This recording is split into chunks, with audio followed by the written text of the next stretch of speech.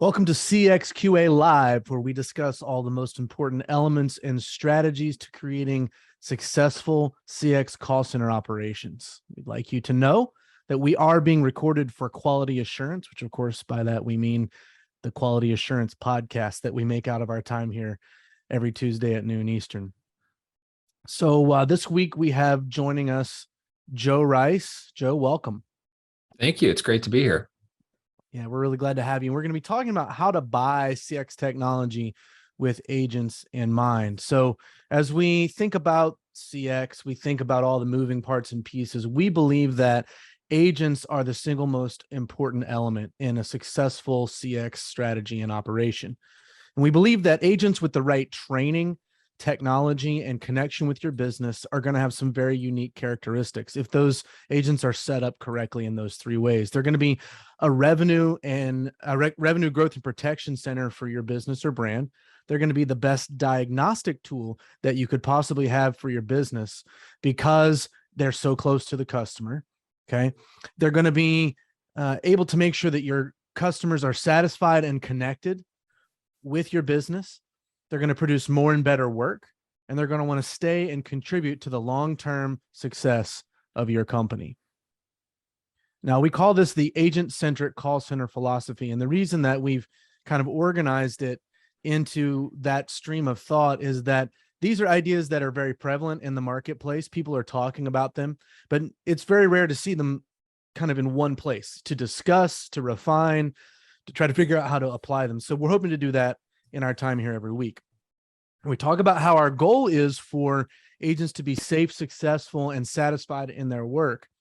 And specifically, we're talking today about how the technology stack that is put in front of the agent to do their job impacts that ability to be safe, successful, and satisfied in their work, right? So we've talked about a lot of different things. Last week, we talked about trauma. We've talked about the culture of companies. We've talked about training. We talked about technology in general. But today, we really want to talk about the technology buying process and how that process and the way that decisions are made during that process impact agents specifically in their ability to be safe, successful, and satisfied in their work. So in the long run, CX organizations are judged on customer outcomes and business outcomes, right? And one of the things that doesn't happen enough, in my opinion, in CX leadership circles is talking about the connection between customer outcomes and business outcomes and the root causes of those two things. So a couple of questions tend to pop up during a pre-buying or buying process. How much CX investment is really required to satisfy our customers and their needs? Another one might be, how can we make sure that the CX investments that we are making are actually leading to positive customer outcomes, which of course lead to revenue and profits, the business outcomes that the business should be chasing? These questions are not always the one being asked in a tech buying or tech stack building process.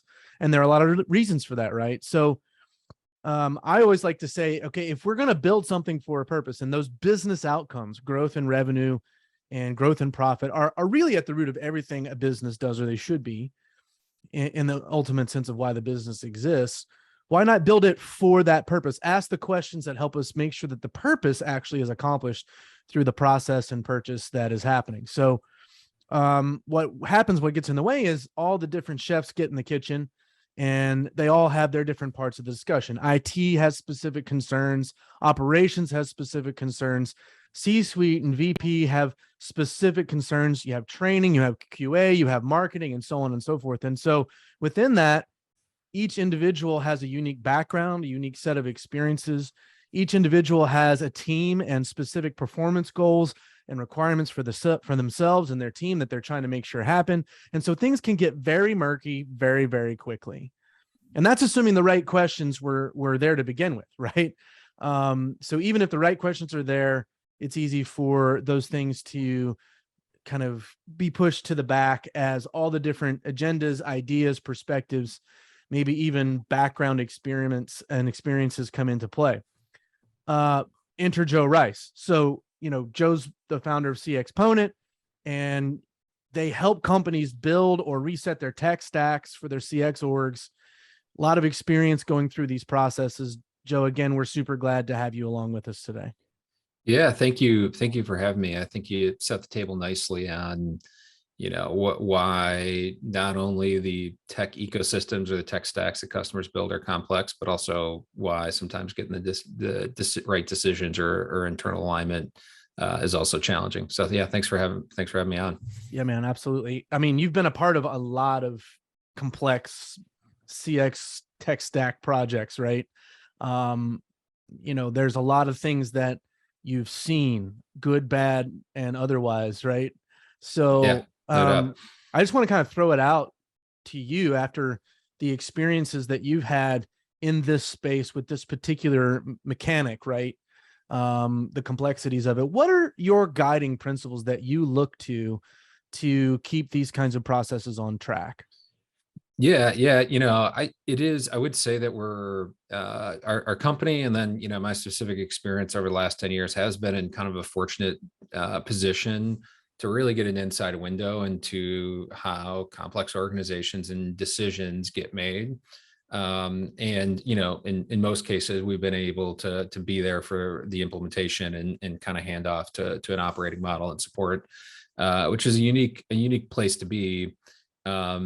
Because at least the majority of our clients, we've got a level of trust where we really are understanding what's happening behind the scenes in terms of like what the real problems, decisions, criteria, and ultimately how those things end up stack ranking and come out. So it has been fortunate ultimately being cloud focused since the beginning of 2014, 2015, since the beginning of Cloud Contact Center, and kind of seeing the maturity along the way. And I would say it's actually probably gotten significantly more challenging to figure out what that right tech stack is.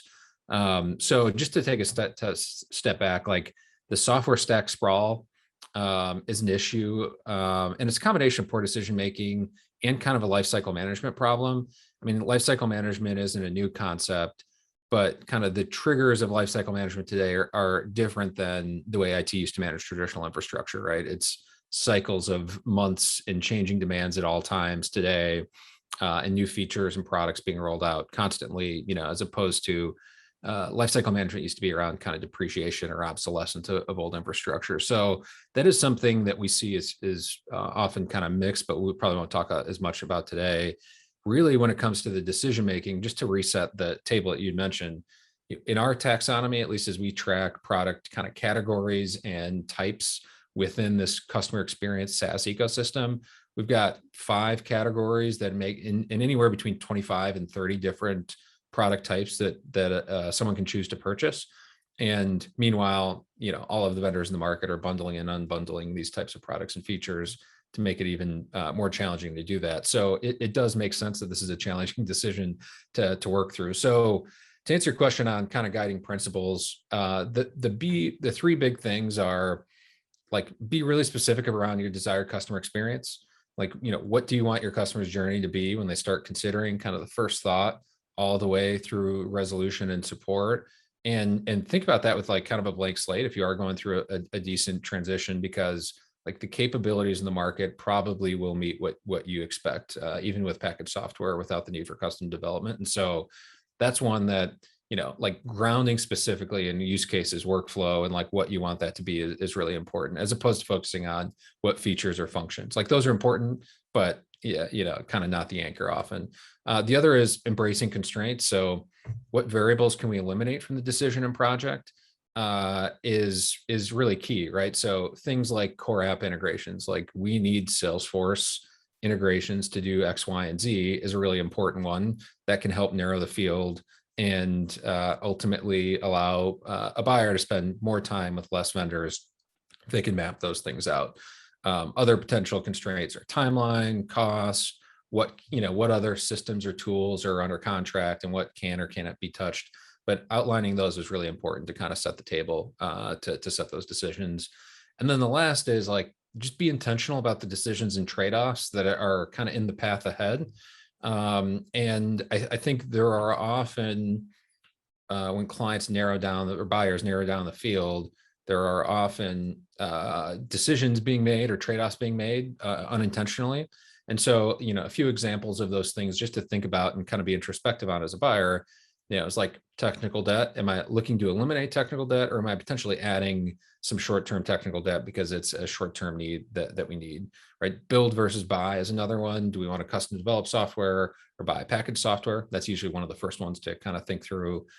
um, Platform versus point solution.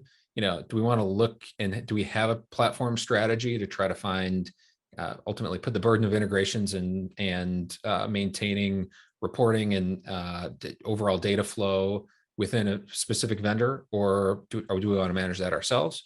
Insource versus outsource in terms of resources, timeline for ROI, how quickly do we need the benefits relative to the cost? Risk of status quo is another big one that I think is worth really thinking through. And then kind of cost reduction versus risk reduction. Is this something that really needs to extract financial advantage, and that's like the number one priority, or are we willing to spend a little more to reduce whatever the perceived or potential risk is? And so like those are kind of the set of decisions and trade-offs that like being more intentional about can really help narrow down the field and ultimately make that indecision when vendors or buyers go out in the market and they look at products and they all look great and they demo well, and you can't tell totally what the difference is. Those things can help filter out the playing field. Wow, that was a lot of stuff. I mean, I feel like I just went on a little bit of a CX buying masterclass moment there with you. I'm glad we're recording this for myself. I'll probably go back and glean a lot from what you just shared. But the thing that I'm taking away, again, looking at it from an agent's perspective, is that there's a lot of considerations that need to come into play long before an agent is actually utilizing the software in training or on the production floor to handle calls, that the agent may not really understand, but that ultimately has a lot to do with how the agent will use the software stack, right? And at the end of Exactly. the day, keeping some of these trade-offs, the give or take, in mind as a decision maker, you still have to get to that point where the agent has a usable, set of tools. Yeah. Right. So if we get all of the other things right, if we, I was thinking about life cycle management. I mean, there's not an agent in the world that thinks about the life cycle management of their tech stack, right? They're thinking about my calls that I had today, right? They're thinking Right. about the calls that I'm going to have tomorrow. And yet when life cycle management is done poorly, you're left using tools that should have been moved out of the picture for an extended period of time. I spoke recently to an organization that was using an antiquated notes app as though it were a knowledge base and CRM combined, right? Yeah. And it's locally hosted in that instance, but it was taking them forever to pull up a single note and then do a text search throughout that note in order to find the Wild. relevant Yeah. pieces of information, all while there's a customer on the call, right? And so that would be an example of a tech stack that was long obsolete, that was still, had not been life cyclically managed, if you will. I think I just made up a word. But I think, there's a lot beneath the surface when you're looking at like an iceberg, right? You see the iceberg on the top of the waves, but there's so much more beneath it. And a tech buying process is very similar from any of the perspectives. If you're the IT person, there's a lot that's not in your purview. If you're an ops person, there's a lot that's not in your purview. And then if you put it all together, there's so many variables that need to be considered. Now, I think about bringing us back to the long-term outcomes that a CX organization is really going to be judged on. The performance of the CX organization ultimately is going to rise above those sort of life cycle management issues in the long run when the C-suite are looking at CX performance, right? Yep. So did the CX organization provide the customer experience that we designed it to give? And that's everything from the people to the training to the tech, to like every aspect of the CX organization has to be working in concert with the agent equipped and properly positioned to perform well in order for the long-term business outcomes that the business needs the CX work to have to actually happen. So that relationship between the customer outcomes that we want to drive home to the profitability and revenue outcomes is really critical, right? And so I guess my next question to you is, how can we make sure that our CX investments are leading to those positive customer outcomes, which lead to the business outcomes, right? The Yeah. revenue and profits that I discussed, without all these other things that are important getting in the way of that laser focus on the actual outcomes that really are going to be the litmus test for success or failure in the long run. How can we do that? Yeah, I think this is a really good question, because I would say that, maybe kind of bluntly, we do see a little bit of a gap when we hear as a requirement, we need to fix the agent experience. Like, and between saying that and then making decisions based on that as a fundamental principle, it often doesn't shoot to the top of the decision process over financial return, business benefits, and operating complexity or simplicity, right? Reducing operating complexity. And so now, part of the reason that I think, to give people kind of a fair maybe shot of that kind of that gap, is that there is alignment. There don't have to be big agent trade-offs when you're investing in contact center as a service for core routing. As an example, like, you're going to get a bunch of operational benefits, you're going to have a better digital experience, and the agents are, if depending on where you're starting from, are likely going to get a big leap in agent experience. And I think that sometimes the view is like, the baseline's so bad that whatever we do is going to be good enough in that category. And to some extent they might be right, but I think I would say, on the flip side, or maybe adjacent to that, is that there is awareness and more acceptance now that agent experience is foundational to the customer experience. And it just makes sense, right? It's like, agents' jobs are insanely hard, especially when you're working on a ton of systems. They're kind of pre-filtering for people that already have issues and problems. I mean, this stuff has already been well documented on how difficult that is. And so, Yeah. giving them better tools. Like I said, there is alignment in investing in tech, creating a better customer experience, and creating a better agent experience, if you think through it and kind of balance those things in the right way. So a couple of the kind of big buckets that we see as drivers for these decisions, or principles for clients. If you think of them in the CX bucket, it's like clearly defining and outlining what that desired customer experience is, which we kind of talked about. I think defining the points of friction for agents to deliver a great CX, in terms of process, context, like workflow, and what they are looking to do is super important. Kind of an honest inspection of operating metrics and how they impact customer experience.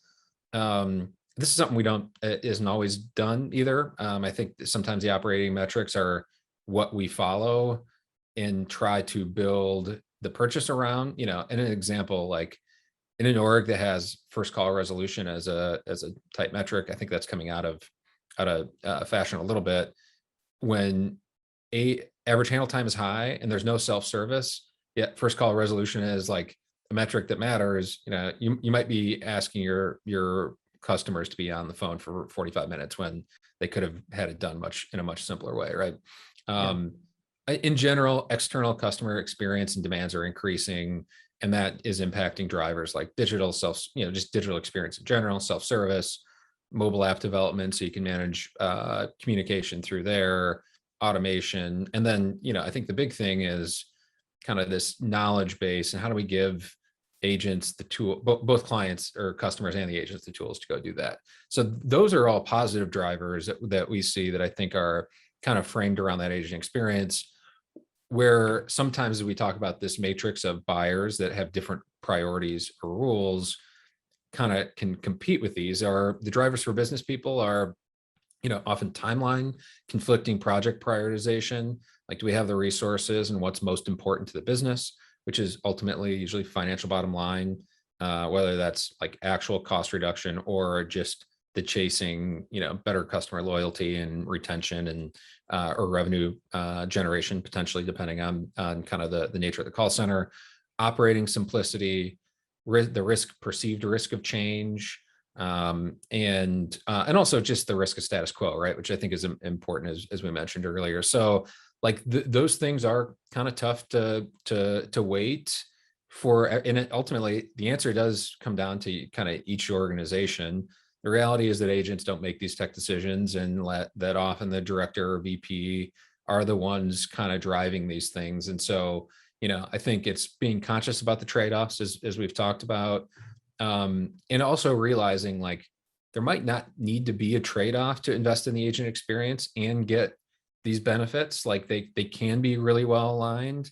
But I think as long as it's a principle that people are filtering through and understanding and like being conscious of, which is, the importance of having manager, supervisors, and other people within the operations team to be involved and contributing to kind of really setting what the baseline is, what's broken, and what's desired on the other side, even if they're not in every single meeting.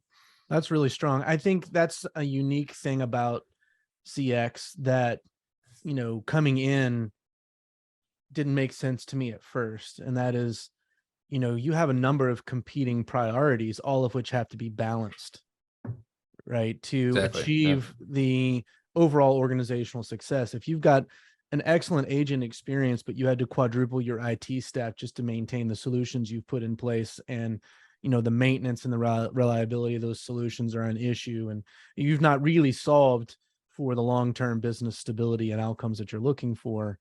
And so there's always the balances there, right? Even just the way software is sold by many in the industry is, somewhat predatory, honestly, towards organizations that, Yeah. really aren't prepared for the amount of support investment they're going to need to make. So the total cost of ownership of a particular software, might be obscured. And so you don't even understand what you've signed yourself up for until, you're 6 weeks after implementation and you're going, oh my, this is a little bit different bargain than what we signed up for. So there are a number of pitfalls and variables there, I guess. Thinking about it, what do you do when you get to that point, Joe, where you've got multiple buyer decision makers around the table and nobody is having a clear vision for how to assimilate these things within the customer organization? How do you get them over that hump?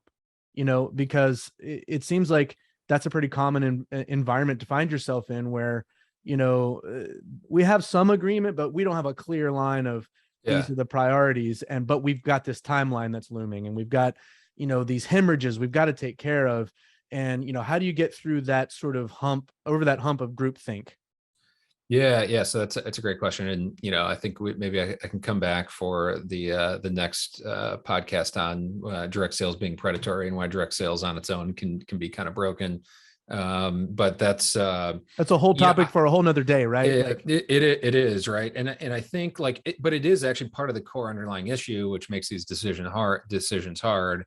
And so like kind of in this scenario, we try to encourage our buyers to think about, this is a vendor and partnership choice in most situations, and product is a really big part of it. It's a critical part of it, but it's not the only part of the decision, right? And so, I think, and so ultimately, it's kind of like the vendor intangibles, right? And it's like these decisions, especially in the context of a call center, which is real time audio and experience for people. Like these are risky to touch. These are big decisions that, frankly, at least in terms of core routing platform, should be 6 to 8 year at least type decisions or relationships. And I think ideally it's more if the company you're choosing is developing and keeping up with what you need. So I think looking at the vendor relationship and kind of what their capabilities are is really important. And so some of those like layers of thinking through what else is behind this like sales front that we're seeing, right? The demos, the kind of curation of what my experience is going to be. Is that really going to be that way once we sign?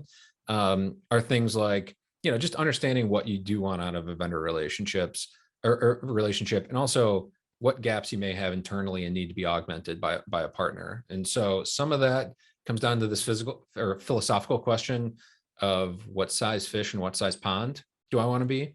and where do I kind of align my perception of risk or value to that? And so that kind of breaks into, I think, the operating model, right? In terms of thinking all the way after you sign and this thing is running well, what type of resource do you have for ongoing support? What are you going to need to build internally? And kind of asking this question, like as a buyer, like, am I in the business of managing infrastructure configurations, or like what type of complexity do I want to make sure stays off my plate and on the vendor side? It's a really critical one.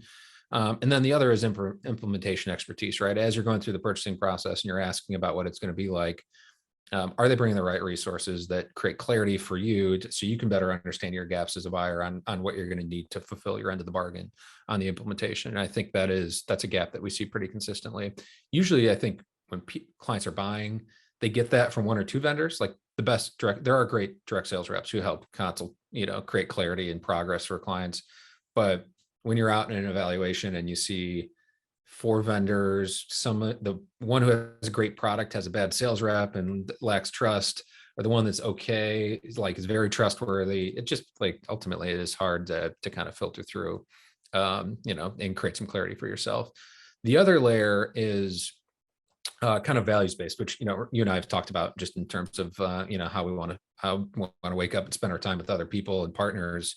Is like the three big buckets that we kind of look at. There is trust, which is something I think also should be a little more intentional in how we make these decisions, as opposed to defaulting to the sales rep who's most trustworthy at the end. That's kind of like the traditional RFP. It's like, oh, let's run an RFP so we're objective. Everything looks the same. It didn't create any differentiation.